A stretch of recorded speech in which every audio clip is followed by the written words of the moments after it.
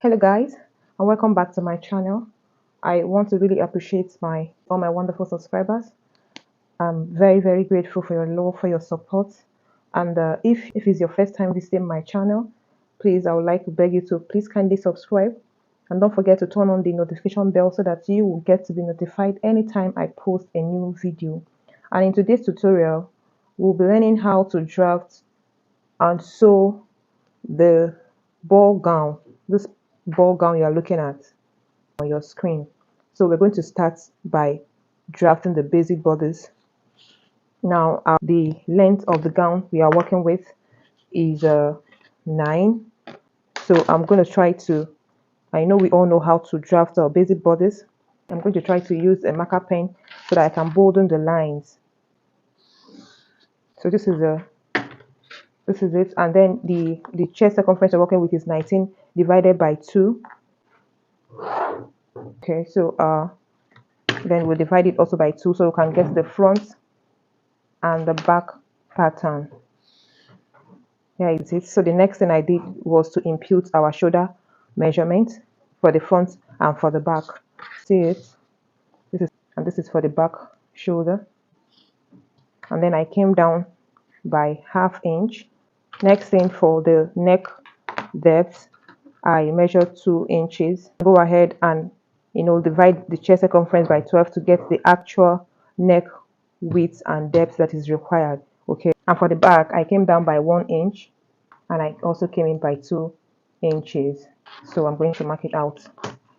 And then for the chest circumference, I divided the chest by 4 and I minus 1, and I measure it from the back. Next, I'll mark it out. So here is our chest line.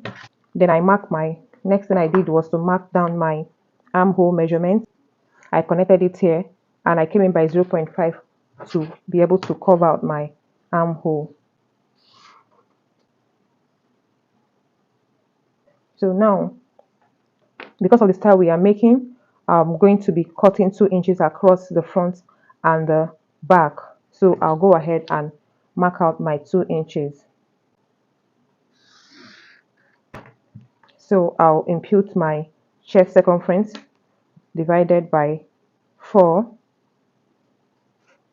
I'll also mark it out for the back, is here, and then the waist measurements I'm working with divided by 4. So I'll connect these lines now. That is it. So for the back, I would like to add my zip allowance. So I'm marking out 1 inches out from here, and I also mark it out from here. So the next thing, I'll come in by 0.5 from my chest line. I'm trying to shape my zipper allowance now. So this is my 0.5, and I'll also extend it in the front here. So I'll connect those lines now. I'm trying to avoid the bulge that we usually experience at the zip side.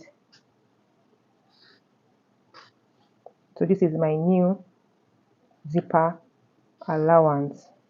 So next thing, I'll label. This is my center front, this is my side front, this is my side back, center back, and this is my zipper. Okay, so I'll cut out now. Remember, we don't need this part anymore, so I'll cut out.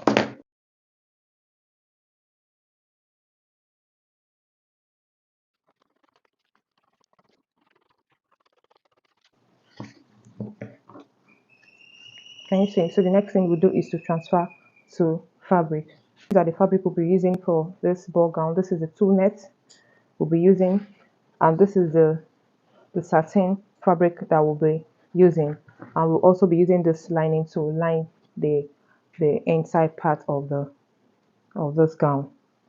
So we'll begin with the upper borders. So this is me transferring the pattern to fabric. So I've pasted the front pattern. So I'm going to add all the allowances. I'm going to add allowances to it now. I'm going to add 0.5 inches allowances to this part, and then for the side I'm going to add 1.5. I'll mark it out here.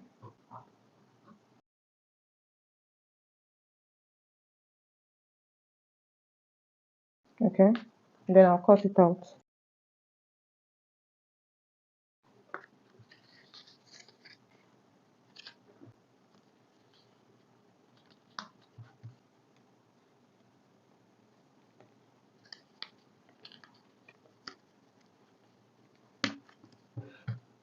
And here is the back pattern. I'll also add my allowances for the side, 1.5. Okay, and then I'll add 0.5 for all the side for joining.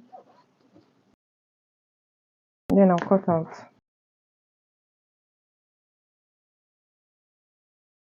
So here we have our patterns, the front and the back. So I'll go ahead now and cut a lining for it. The same thing, I'll cut it out. So here I've prepared the upper bodies.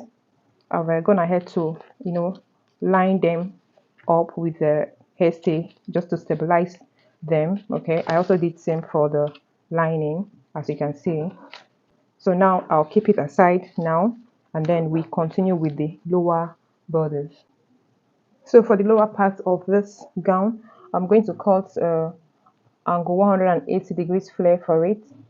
Okay, so I've folded my fabric in a triangular form, as you can see.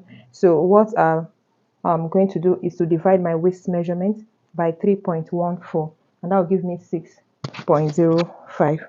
So I'll measure 6.05 from here. I'll mark it. So this is our 6.05. This skirt is going to be 15 inches. So from here, I'll measure my 15 inches and I'll mark it all through. Okay.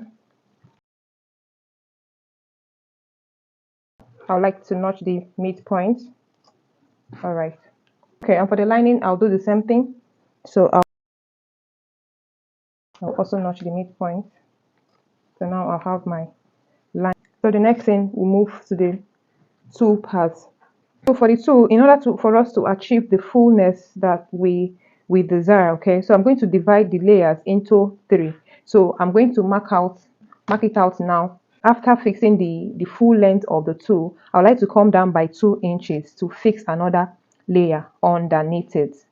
Okay, next I would like to come down by 6 inches for the other layer. So I'll keep this aside now. I'll begin to gather my 2 ruffles.